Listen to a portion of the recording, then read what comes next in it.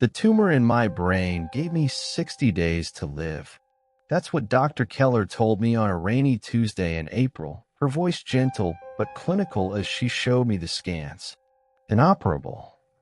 Terminal. All the words you never want to hear. Is there anything I can do for you, James?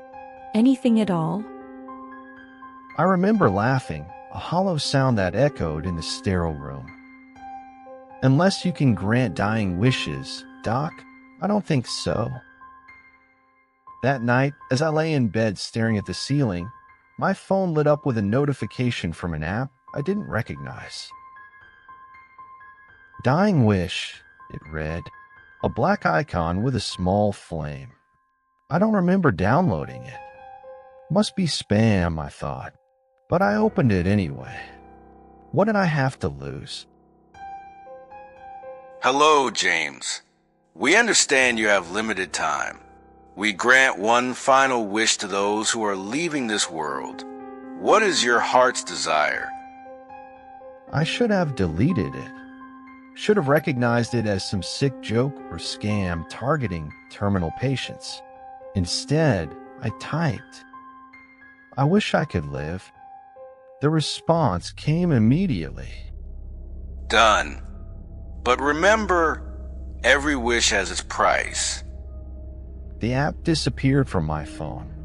I couldn't find it in my download history or anywhere else. Just another hallucination, I figured. The tumor was already affecting my mind. But the next morning, I woke up feeling better. The constant headache that had become my unwanted companion was gone. The nausea that accompanied every movement had vanished. I called Dr. Keller, who ordered new scans, clearly puzzled by my sudden improvement. This is impossible.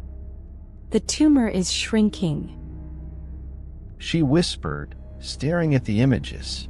Within a week, it was gone entirely. A medical miracle, they called it. I was studied, interviewed, celebrated. Dr. Keller published a paper. I got my life back. 6 months passed. I was healthy, happy, alive. I'd almost forgotten about the strange app until I saw the news about Marcus Delgado, a 9-year-old who'd been battling leukemia. He made a miraculous recovery, too. The article included a picture of him smiling in his hospital bed, holding his phone. I zoomed in on the screen. And there it was, the black icon with a flame. More cases emerged. A woman with stage 4 lung cancer. A man with an aggressive form of ALS. All recovered. All impossibly, inexplicably cured. And then, all of a sudden, they started dying. Not from their illnesses, but from accidents. Terrible, unlikely accidents. Marcus Delgado drowned in his bathtub. The woman was killed by a falling air conditioner while walking down the street. The man with ALS died when his house's gas line mysteriously ruptured. I started seeing things in the shadows of my apartment. Movements in my peripheral vision. The feeling of being watched grew, so intense I could barely sleep. And when I did, I dreamed of a figure standing in the corner of my room, demanding. Payment due. Last night, I finally saw it clearly. Not a person, not quite. Something darker, older. It stood at the foot of my bed, its form shifting like smoke. Who are you? I asked, my voice barely a whisper. What do you want from me? I am the one who granted your wish. I want what was promised. A life for a life. Explain the rules then. The app didn't create miracles. It made trades. My life had been extended, but I needed to choose someone to take my place. Someone whose remaining years would be given to me. And if I refuse, it smiled, or at least the darkness where its face should be seen to split. Then I collect from everyone you love, piece by piece, until the debt is paid. My mind raced through the faces of everyone I cared about. My sister Claire, who had already lost so much when her husband died 3 years ago. My aging parents, who didn't deserve to have their remaining years stolen. My best friend Mark, with his 2 young daughters who needed their father.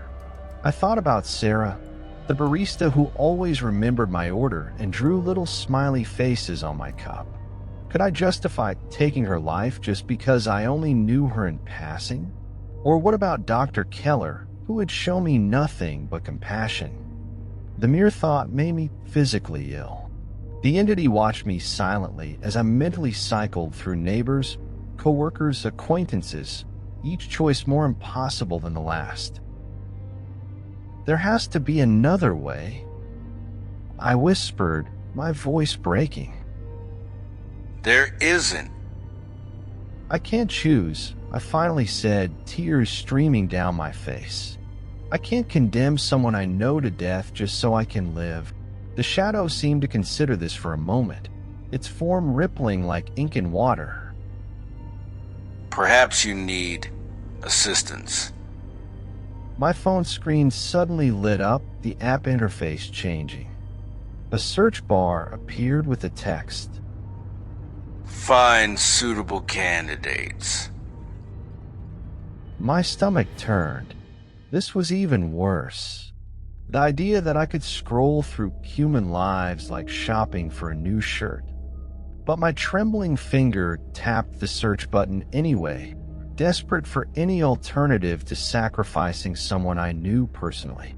The screen flickered, and algorithms I couldn't begin to understand worked silently. Was it searching for people who were already close to death? For those who wouldn't be missed? The ethical horror of it all crashed over me in waves as I waited.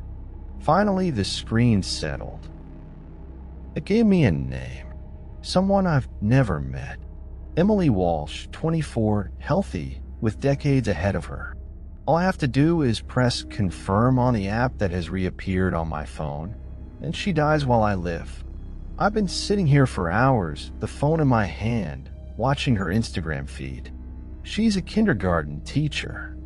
She just got engaged. She posts pictures of her dog and quotes about kindness. The shadow is waiting in the corner of my room. Patient, amused. I keep thinking about Dr. Keller asking if there was anything she could do for me. About how quickly I wished for more life without considering the cost. I've made my decision. I'm writing this as a warning. Be careful what you wish for, especially when you're desperate. Nothing comes without a price. And Emily Walsh, if you're reading this, I'm sorry for what almost happened to you. The app is still open on my phone, but instead of pressing confirm, I'm going to select refuse and accept whatever comes next. After all, I was supposed to die 6 months ago. Wait. My phone is changing. There's a new option I didn't see before. Transfer. My finger hovers over it. Maybe. No. I made too many selfish choices already. But the tumor was so painful. And I'm so afraid of dying. Just one tap and I could live. Someone else would take my place. The shadow is getting closer now, stretching across my floor toward the bed. I'm going to put my phone down and close my eyes. Whatever happens next, Transfer complete. Hello. This is Emily Walsh's phone. If you're reading this, please help me.